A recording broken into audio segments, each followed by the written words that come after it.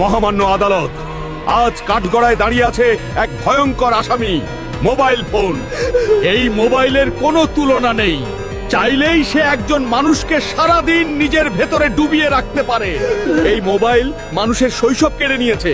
এখন আর ছোট বাচ্চারা মাঠে খেলাধুলা করে না, বড়রা আর বসে আড্ডা দেয় না।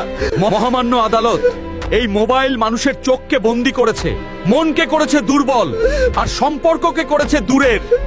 তাই আমি চাই এই মোবাইলের কঠোর মতো শাস্তি হোক। Order, order. সমস্ত সাক্ষ্য ও প্রমাণের ভিত্তিতে এই আদালত ঘোষণা করছে, আজ থেকে মোবাইলের শাস্তি হলো শিশুদের হাত থেকে দূরে রাখা, খাবারের টেবিলে নিষিদ্ধ, পরিবারের সময় সময় বন্ধ রাখা খেলাধুলা, কথা বলা ও বাস্তব জীবনে ফিরিয়ে দেওয়া। মোবাইল হবে মানুষের দাস, মানুষ হবে না মোবাইলের দাস। কে কে চান মোবাইল ছাড়া সুন্দর শৈশব? কে কে চান পরিবারে আবার আড্ডা ফিরুক?